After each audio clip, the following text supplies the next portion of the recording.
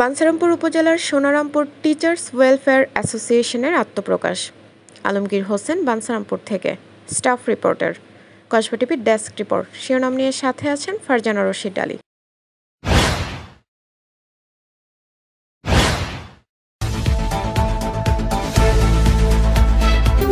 Kasba TV, হৃদয়ে বাংলা। ব্রাহ্মণবাড়িয়া জেলার বাঞ্ছারামপুর উপজেলার সোনারামপুর ইউনিয়নের সোনারামপুর গ্রামের শিক্ষকদের সমন্বয়ে একটি পেশাজীবী সংগঠনের আত্মপ্রকাশ হয়েছে।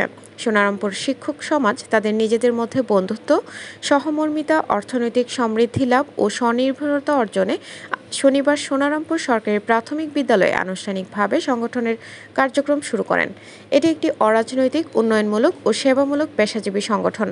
সংগঠনের কমিটি 31 সদস্য বিশিষ্ট, মাসে 500 টাকা ডিপোজিটের মাধ্যমে সংগঠনের কার্যক্রম পরিচালিত হবে। সংগঠনের সভাপতি পিটিআই সুপারিনটেন্ডেন্ট মোহাম্মদ ফারুক আহমেদের সভাপতিত্বে ও বাঞ্ছারামপুর বালিকা পাইলট উচ্চ বিদ্যালয়ের সহকারী শিক্ষক ও সংগঠনের সাংগঠনিক সম্পাদক ফারুক আহমেদের সঞ্চালনায় বক্তব্য রাখেন সংগঠনের সহসভাপতি ও সুজন স্মৃতি কলেজের অধ্যক্ষ মোহাম্মদ জামাল উদ্দিন, বাঞ্ছারামপুর সরকারি SM পাইলট মডেল উচ্চ বিদ্যালয়ের প্রধান শিক্ষক মোহাম্মদ আতিকুর রহমান, সোনারামপুর উচ্চ বিদ্যালয়ের সভাপতি মোহাম্মদ সগির আহমেদ, নরসিংদী মডেল স্কুলের সহকারী শিক্ষক মোহাম্মদ আলমগীর হোসেন, প্রধান শিক্ষক মোহাম্মদ মমিনুল হক, উপজেলা প্রাথমিক শিক্ষক সমিতির সভাপতি ও সংগঠনের সাধারণ সম্পাদক সেলিম রেজা, সরকারি শিক্ষক শাহিদা সুলতানা সহ অন্যান্যরা। এ সময় সাংবাদিক মোহাম্মদ আলমগীর হোসেন সহ সংগঠনের অন্যান্য সদস্যবৃন্দ উপস্থিত ছিলেন। এ সময় বক্তারা বলেন, শিক্ষকগণ কর্মস্থলে সঠিকভাবে দায়িত্ব পালন করবে এবং এই সংগঠন শিক্ষকদের আর্থসামাজিক উন্নয়নে গুরুত্বপূর্ণ ভূমিকা পালন করবে। সমিতির অন্যান্য সদস্যগণের প্রতি সভাপতি সালাম জানিয়ে আমরা শিক্ষক সম্মানিত সভাপতি উপস্থিত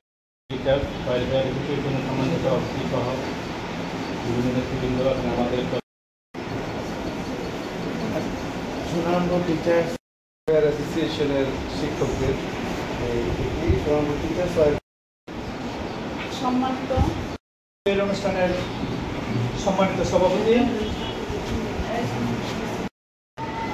বহনকারী যে শিক্ষক সমাজ, সবাইকে শুভ সকাল। প্রথমেই মহান আল্লাহকে কৃতজ্ঞতা জ্ঞাপন করছি, যিনি আমাদেরকে কসবা টিভির সংবাদের সাথে থাকার জন্য ধন্যবাদ জানাচ্ছি। পরবর্তী সংবাদ পেতে আমাদের চ্যানেলটি সাবস্ক্রাইব করে রাখুন। হৃদয়ে বাংলা, কসবা টিভি।